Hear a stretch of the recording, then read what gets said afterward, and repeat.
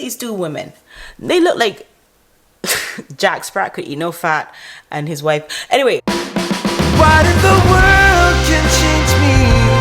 What if the world can make me whole inside? Just wanna be whole inside. Hello everyone and welcome back to my channel in Barbados. I'm so sorry. I have had a whole week. We've been doing paperwork and I'm back now. Okay, so I wanted to review Omid Scobie. Of course, I know that he wrote the book Finding Freedom, but I've never talked about him before, so I want to talk about him now. And this Tatler magazine article, I mean, he looks like a CGI model. I don't know. There's these CGI models on Instagram that he looks like them, and it's all programmed with code. So some of them, they haven't finished parts of their bodies or whatever, so they just put them up. But okay, he's a real person apparently, because there's some footage of him as well. And I just find he just looks so mock, like he looks like a mock man. But his co-author, who is Carolyn Durand, she's, bless her, she is real, she is natural. This is a picture of her. I mean, she is the real deal. She's not trying to, so it's such a juxtaposition between how he looks and how she looks. But anyway, that's all aesthetics. Let's get into this right now. So they talk about how it was such a scoop for him to get all this information about Meghan Markle and all the things that she had said that he got from third hand. So he's protecting himself with two things, basically. He's protecting himself with journalism. He's a journalist, and so, you know, that's how he knows stuff. That's how he gets in with his royal staff. That's how he gets in with everybody. Then he's protecting himself with the fact that he gets his information second, third, fourth, fifth hand by people who are her friends, who have betrayed her, obviously, and talking about her. I find that very hard to believe, because Meghan herself said that she had no time for friends, and the palace did not allow her to make friends in London, and she was not allowed. Of course, we saw that she took many flights and she had many engagements and so on, but she claims that she did not get to meet with people, to talk to them. And he's claiming the opposite, because he's saying she talked to so many people that I actually have information from them. This is a very self-appreciating article, if I may say so. In this article, he seems like somebody that is really bigging up himself and not very relatable, not very likable. I know it's Tatler, and that is a sort of high-class magazine, if you will. My friend buys it in Barbados for 40 Barbados a pop. I'm gonna tell everybody about you. Yes, 40 Barbados a pop. It is really the escapism, this sort of magazine. So he's free to talk about how posh he is, and they are free to talk about how posh he is, but it's not really true. We can't see anything. He's not having the interview in his palatial home or anything. He's actually having the interview at somebody else's house, the reporter's house. And he also talks about his age. Nobody cares. Can we just talk about the fact that he looks like this guy who he reminds me of two people. Bear with me. This guy who is trying to be Jimin. So he did all this plastic surgery, Ollie London. He did all this plastic surgery to look like Jimin. And Jimin is a Korean pop star, very cute boy, like, you know, Korean looking. And they did a lot of reality shows on Ollie London and how much money he spent to look like. He reminds me of Ollie London. Am I wrong? Am I wrong? He also reminds me of, I've been really into RuPaul's Drag Race. Like, I've been watching it because I've just gone down the rabbit hole. Sorry about that. Oh my god, so I just got that message in that our place is on fire. This actually happened while I was recording this, and my husband is there running around like a chicken with his head cut off. Nobody was hurt and everything was fine. The fire brigade came and put out the flames. Yeah, so RuPaul's Drag Race. And the suit he's wearing in this Tatler article really reminds me of one of RuPaul's suits. I'm not gonna lie. So he's still trying to say that she did not have a hand. But when that whole thing went down with the suing of the Daily Mail and everything, a lot had to come out because the book got involved in that. his Finding Freedom got involved in that lawsuit. And in the discoveries and so on, she had to produce text messages between her and Omid Scobie, which showed that she did actually tell him what to write. So we know about that. I said that in another video. I will try to link the video here. So that is why it's ridiculous for him to say that she's not involved in the book and that it's just unofficial biography, you know?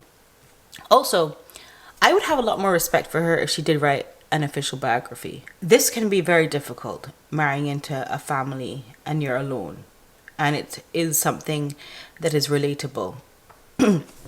I just wish that she had wrote it herself and talked about it herself from her perspective, especially since she left the royal family and then had the freedom to merge and do all the things that the royal family does not allow you to do. Well, you could have also written an autobiography, or even if you wrote a book. Anyway, I'm not giving her any more ideas. I've given so many ideas. But even if she wrote a book, a fiction, and we could interpret it for what it was. He talks about racism. He really shouldn't. Because again, he's not naming names. He's saying he also experienced racism much like the one she did, that she said she did, from a senior royal. So why doesn't he talk about that more? I mean, like, I just think people need to name names at this point. Like, we really need to, like, it's just so stupid. You know, I can talk about a lot of racist experiences I've had from people who meant a lot to me, or who meant a lot to my husband, for example. I can talk about that and I can name names. But this is not about me. This is about Meghan Markle. But if I were to ever talk about those things, I would be naming names. I would be telling you exactly what was said so that you could interpret in your own way how that must have made me feel. And you might think, maybe I'm overreacting. Or you might think, no, that's really racist. But I would tell you enough so you can form your own opinion. These people are just... they're just playing with us. So anyway, I'm scrolling down, but I'm just trying to get through this article because I want to move on after this. He tries to say that he can't talk about the staff being fired and how they left because of NDAs, so he's not able to talk about that. He says he's single and he's taken up his life with his work. You know, he's a 100% a professional and he's just doing his work. I mean, I can look at him and tell you that he probably has people. I can look at him and tell you that he's a whole slut. Stop. Anyways, he's a whole boy toy. Stop. Like, allegedly. But anyway, talks about how he's bestseller and the bestseller charts. Okay, so let's make a distinction. The book has been published, Finding Freedom. Now he's publishing Finding Freedom, the same book, with a new chapter. And the new chapter will talk about everything since Prince Philip and Oprah and everything. And as I said, I did a video on that. But basically, you're buying the same book with an extra chapter if you buy it. A lot of what he talks about sounds like word salad that Meghan uses. But one of the things that I found really annoying was that he said that Meghan and Catherine have nothing in common, but that should not keep them from being friends. Like, I think it kind of does. Because they're not friends. Okay, let's move on now. There was a video done recently with there were two videos done. Which one should we do? Let's do the most recent one. Interviews he did live on camera, which I want to see him actually move his mouth, because that will tell me that he's not AI, artificial intelligence, or CGI, computer generated images. So I'm actually going to look at this now. Let's start from... Okay, so whenever you want to tell a story, you should always start from the most recent and go backwards. And that's the way that your memory works best. So hopefully this will show us something. I don't know. It's been just over a year since the initial release of Finding Freedom, the bombshell biography about Prince Harry and Meghan Markle's exit from royal life. But now an updated... Okay, so I already am questioning the hostesses because one of them has the same Meghan Markle hairstyle with the trestles coming down the front and the part in the middle. And It's old and it's tired and it's through.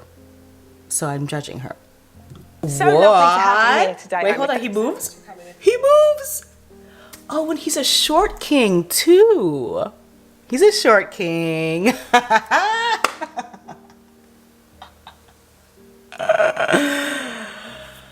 I don't like his style, but released every other shite.